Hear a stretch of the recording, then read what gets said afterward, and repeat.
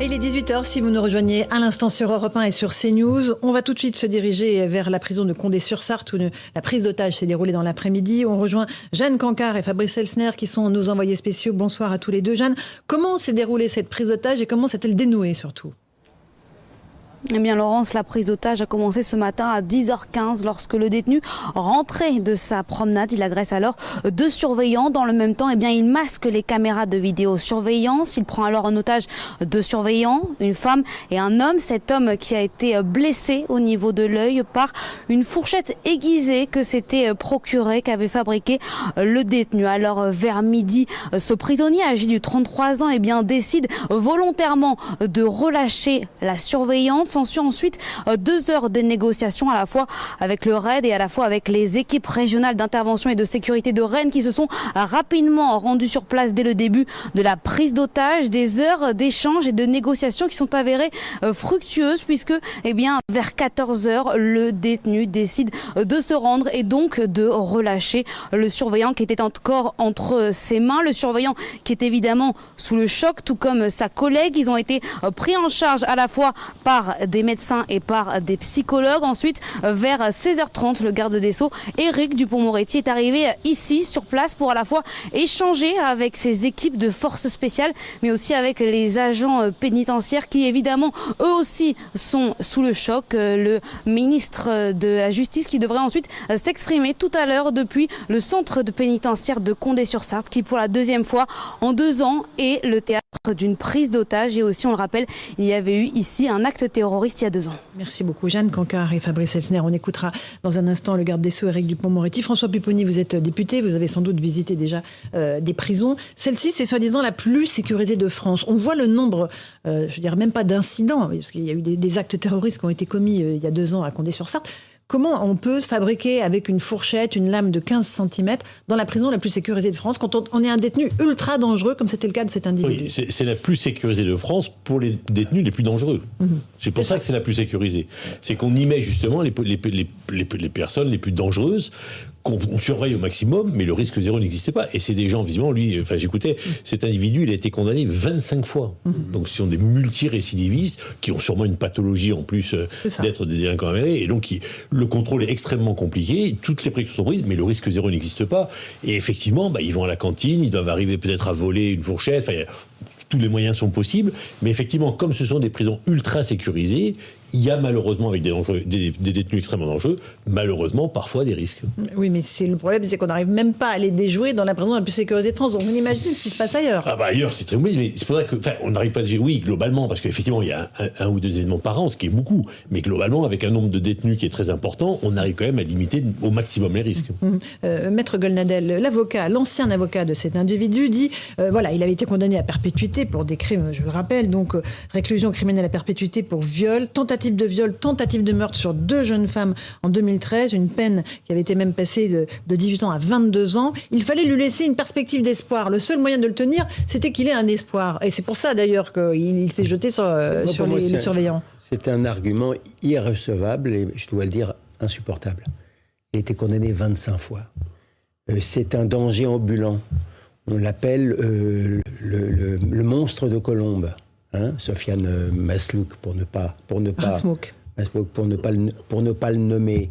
Il est voilà, donc je rappelle que lorsqu'on a supprimé la peine de mort, on nous a expliqué qu'il y aura les perpétuités véritables. En vérité, ceux qui nous gouvernent ne supportent pas le phénomène d'incarcération. Donc ça n'existe même plus, la perpétuité. Ce type-là, qui est un danger permanent, le jour où il est libéré, même à 70 ans, il est toujours un danger. Donc, je n'ai pas beaucoup d'état d'âme. Et ce genre d'argument très facile, alors, c'est sûr que ce n'est pas facile pour l'administration pénitentiaire, mais cette prison-là, c'est une prison, si j'ose dire, modèle. Elle n'est pas du tout en surpopulation carcérale. Et elle sait bien que ses clients, ce sont des drôles de clients. Donc, il est arrivé, il y avait un détenu radicalisé avec sa femme qui ont agressé des gardiens il y a très peu de temps. j'arrive pas à m'expliquer que le type puisse impunément se fabriquer une fourchette. Non. Céline Pina, et il y a un problème dans la surveillance des détenus dans nos prisons, un problème d'effectifs, assez de personnel pénitentiaire. Après, là, on avait des stagiaires. Hein, le jeune surveillant qui a été pris en otage était stagiaire. Mais il faut bien, malgré tout, qu'un jour, les surveillants apprennent leur métier et on n'apprend jamais mieux son métier que sur le terrain. Finalement, la question qu'on peut se poser, c'est quelles leçons est-ce que l'on retire de ces erreurs ? Après tout, comme le risque zéro n'existant pas, quand on se retrouve dans une situation pareille, on fait une enquête serrée pour savoir déjà pourquoi finalement ce ne sont pas des couverts jetables. Après tout, ça pourrait être des couverts en carton, des choses qui ne permettent pas de fabriquer un outil contondant ou une arme qui pourrait être délivrée aux plus dangereux. Il y a probablement des réponses très matérielles à apporter à toutes ces questions-là. Je crois qu'on gagnerait tous à apprendre de nos erreurs, à faire moins d'idéologie et à être beaucoup plus pragmatique en disant il y a des choses qu'on a réussies dans cette prison, il y a manifestement des choses qui ont été ratées, on y retravaille, on enquête, on change les choses. Jean-Claude Dacier, il y a aussi une dimension psychiatrique dans cet individu, son ancien avocat le rappelle, il dit aussi que c'était une bête de la nature, un taureau. Donc évidemment, pour le maîtriser, il faut plusieurs surveillants. Lorsqu'on regarde le curriculum vitae de l'individu, et je pense qu'il n'est pas le seul de son espèce dans nos prisons, on se demande comment même la prison, c'était le cas de cette prison de Condé, même la plus sécurisée peut autoriser l'espoir de garder, comme le souhaite Godeladen, ces individus jusqu'à 70, 75, 80 ans. De là à leur dire on va essayer d'arranger vos affaires, de réduire votre peine, ne vous désespérez pas, on aboutit à des situations qui en réalité sont probablement ingérables en l'absence d'un vrai centre pénitentiaire spécialisé où on mettrait des gens dont on saurait à l'avance qu'ils ne ressortiront peut-être jamais. Mais, parce que c'est vrai que à 70 ans, si vous le sortez, dans l'état où il est, le danger restera probablement entier. Maintenant, choisir la psychiatrie, oui, alors je ne sais plus très bien quels sont les établissements spécialisés en psychiatrie pour ce type d'individus, mais eu égard aux moyens, et tout le monde se plaint en ce moment, suite au ravage de la pandémie, chacun constate les misères du secteur psychiatrique en France, un de plus. On ne sait plus très bien quoi faire avec ce genre d'individus, parce qu'ils sont condamnés à une perpétuité qu'ils ne feront jamais, mais on n'ose pas les sortir. Et ils sont dans un établissement de type classique, où il y a quand même une large part de leur temps, de la journée, consacrée à l'enfermement. Donc c'est une situation qui est compliquée. En plus, un jeune stagiaire, le malheureux, il n'est pas prêt d'oublier ce qui lui est arrivé ce matin, avec une administration pénitentiaire auquel je ne veux pas jeter la pierre, mais qui a un budget, je crois, hors pension de 3,5 milliards, sur lequel il faut qu'elle construise aussi quelques prisons de temps en temps, ce qu'elle ne fait pas d'ailleurs. Et vous avez une situation qui est clairement calamiteuse. Et on a régulièrement ce type d'incident, et on continuera d'en avoir. Ne vous faites pas d'illusions. Céline Pina, avant qu'on écoute le garde des Sceaux. On ne peut pas tout psychiatriser. C'est-à-dire qu'avant tout, cet homme est un assassin. Il a commis des actes horribles. Que l'enfermement puisse développer une pathologie par ailleurs, c'est vrai. Mais il n'est pas du rôle de la psychiatrie de service de prison annexe, parce qu'on ne sait pas comment gérer ce type de détenus. À la limite, ça peut être des gens qui, lorsqu'ils se déplacent, ont les mains attachées, parce que justement, on ne peut leur faire aucune confiance. Je crois que ce serait un très mauvais service à la psychiatrie qui a des besoins réels en France que de devenir une prison bis, alors qu'il y a plein de malades qui ne sont pas pris en charge et qui sont seulement des malades. La question, c'est le plus vieux détenu de France, c'est Tommy Reco. Il a plus de 40 ans de prison, 87 ans. Et les analyses actuellement des psychiatres, c'est de dire, s'il sort, il est capable de recommencer à 87 ans. Donc, qu'est-ce qu'on en fait ? Il a été condamné à l'évaluer, et donc il ne sort pas. Il a 47 ans, il a fait 21 demandes de remise de peine, il ne sortira pas. Enfin, il ne sort pas. Donc, il leur faut une structure adaptée. Parce qu'effectivement, un individu comme celui-là ou comme l'autre, on ne sait pas quoi en faire. Si on dit, s'il sort, on est quasiment sûr qu'ils recommenceront. Et donc, il faut bien les garder incarcérés. C'est le même profil. Jean-Claude Dacier, Maître Golnadel. Comme Céline Pina le disait, il y a des limites à l'art psychiatrique. La psychiatrie, c'est bien gentil, elle peut pas tout. En matière de drogue, la prison, c'est un avantage, vous les sauverez. C'est dur, mais c'est comme ça. Ça les sève. Pour les délinquants sexuels... Ils trouvent aussi des produits stupéfiants en prison. Oui, mais il y a des ersatz quand même.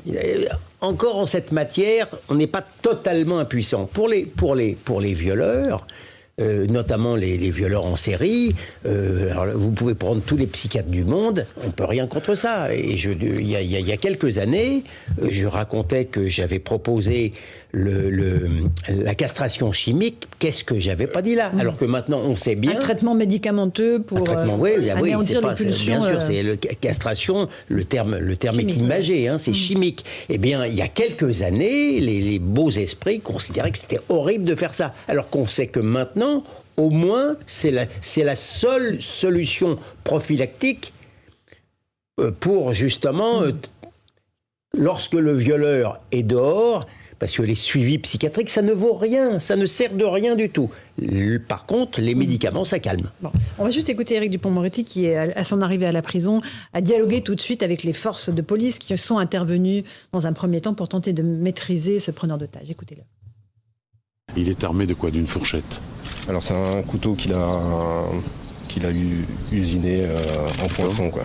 D'accord. C'est une lame qui peut faire quand même pas mal de dégâts. Ouais, tout à fait. D'accord. Les deux collègues, la jeune femme et le jeune surveillant stagiaire, ils sont dans quel état? Ils sont restés combien de temps en contact? Alors exactement, je ne pourrais pas vous dire le temps. 2 heures. Et le surveillant, malheureusement, 4 heures. 4 heures. De 10 heures à 14 heures. Bon, je les imagine choqués, évidemment. Ah oui, tous les deux. Oui. Tous les deux. Le surveillant a plus blessé à l'œil, donc là, il est parti aux urgences. Il est pris en charge aussi par la cellule médico-psychologique. Et la jeune femme également a été vue par notre dispositif de psychologue. Et puis, elle a été dirigée tout à l'heure sur l'hôpital également. Et elles, ce sont plutôt un choc psychologique. Chef des héritiers. D'abord, je voudrais vous dire bravo pour la promptitude de votre intervention et puis pour la façon dont les choses se sont terminées. On a eu beaucoup de craintes, à vrai dire. On a suivi ça minute par minute, en craignant évidemment que les choses dérapent. Elles peuvent malheureusement parfois déraper. Donc je veux vous féliciter d'avoir été là et d'avoir assuré avec beaucoup d'efficacité votre mission. Votre service. Voilà pour les mots du garde des Sceaux, Éric Dupond-Moretti, envers les policiers qui sont intervenus. François Pupponi, le risque zéro n'existe pas dans les prisons aujourd'hui, même dans la prison la plus sécurisée de France? Non, il y a des fouilles régulièrement. Après, comment effectivement a-t-il pu récupérer cette fourchette, ce couteau, l'usiner, le préparer? Bon, il y a quand même un petit sujet. Effectivement, Céline Pina le disait tout à l'heure, on va sûrement faire une enquête, essayer de comprendre comment c'est passé. Est-ce qu'il ne faut pas changer les types de couverts qu'ils utilisent? En tout cas, mais bon, ce que je sais, c'est que souvent dans les prisons, il y a des fouilles. On fouille régulièrement les cellules pour être sûr que, surtout normalement contre des individus comme ceux-là, qui sont ultra violents et qui ont déjà agressé des gardes de prison précédemment dans une autre prison. Donc on le sait. En plus. Alors, l'information ne passe pas. Pour le détenu radicalisé qui, avec sa femme, avait agressé il y a quelques mois des membres dans la même prison, des membres du personnel pénitentiaire. Le type s'était conduit, avait agressé dans d'autres prisons au préalable, il était ultra violent, il y avait eu des tas d'incidents. Eh bien, la prison en question n'avait pas été avertie de ces incidents-là. Il y a un problème de transmission des informations. Il y a quand même un problème de renseignement. On fait une petite pause. Je vous passe la parole dans un instant, Céline Pina, toujours sur la question de la sécurisation de ces prisons où une prise d'otage s'est déroulée cet après-midi à Condé-sur-Sarthe. À tout de suite. On se retrouve dans Punchline sur Europe 1 et CNews. On évoque cette prise d'otage qui s'est déroulée à la prison de Condé-sur-Sarthe. 2 surveillants pris en otage pendant plusieurs heures par un détenu condamné à la réclusion criminelle à perpétuité pour des viols, des tentatives de meurtre. Les syndicats, évidemment, de l'administration pénitentiaire, Céline Pina, vous êtes fondatrice de Vivre la République, sont furieux. Ils disent, voilà, encore une fois, nos personnels sont exposés à la violence totale de ces détenus qui deviennent des bêtes sauvages quand ils sont condamnés à la réclusion criminelle à perpétuité. Ils demandent des centres, des établissements spécialisés adaptés à la prise en charge de ces détenus violents. Au fond, l'administration pénitentiaire, c'est la grande oubliée aujourd'hui des politiques publiques. Et pas présente dans le Beauvau de la sécurité, peut-être présente dans les états généraux de la justice, on l'espère. Oui, et puis ils le méritent parce qu'ils font un métier qui est compliqué, qui est difficile, sur lequel il y a très peu de reconnaissance. C'est-à-dire que expliquer qu'on travaille et qu'on est surveillant de prison, ça déclenche plutôt une forme de rejet et de recul chez les gens. Donc ce sont des gens qui s'exposent, qui sont indispensables, qui vont gérer les personnes les plus dangereuses que l'on puisse avoir, puisqu'elles sont condamnées. Et ce sont des gens à qui on donne peu de reconnaissance matérielle et, j'allais dire, sociale. Et en plus, on sait à quel point les prisons aujourd'hui sont dans un mauvais état, à quel point les programmes de construction ont pris du retard, et à quel point il y a une forme de fantasme du bracelet qui résoudrait tout. Sauf que ce bracelet électronique, par exemple, il n'est absolument pas opérant sur des gens aussi violents et aussi dangereux que ce détenu-là, par exemple, sur des gens aussi violents et dangereux que des terroristes. Et donc, il faut bien avoir des formes de prison adaptées. Je pense que si, à cette occasion, on se met à entendre et à respecter un peu plus ces personnels pénitentiaires, la société dans son ensemble y gagnera. On a du mal à recruter, François Pupponi, évidemment, dans les rangs de l'administration pénitentiaire, très mal payé, risque, on l'a vu encore aujourd'hui, majeur en permanence. Très peu d'attractivité pour ce métier. Très peu. Alors, bon, sur cette prison-là, elle est récente, elle est inaugurée en 2013. Hein. Donc, justement, normalement, c'est le mieux que l'on puisse faire pour des cas comme ça. Mais effectivement, le métier de manière générale est très compliqué à vivre.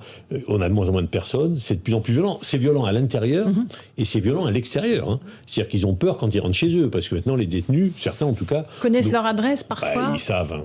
Il y a de la proximité, de la promiscuité. Ils se connaissent.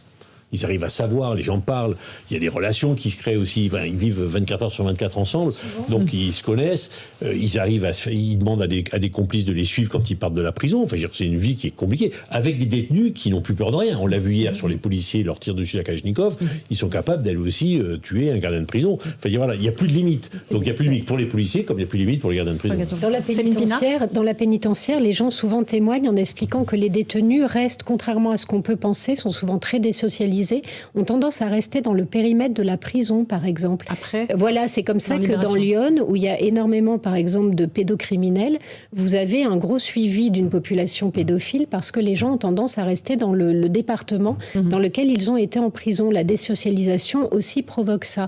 Parce qu'on parle des gardiens de prison, il faudrait aussi parler de ceux qui suivent les gens qui ont des suivis judiciaires, qui doivent être surveillés de près, qui eux font un métier encore plus dangereux puisqu'ils se rendent parfois au domicile des anciens détenus. Donc je crois qu'il y a vraiment un effort à faire pour ce secteur. Un dernier mot là-dessus, Maître Golnadel, sur à la fois le personnel pénitentiaire et la grande misère de ce personnel. Pupponi a raison. Hein. Il est certain que c'est un métier dangereux d'être maçon.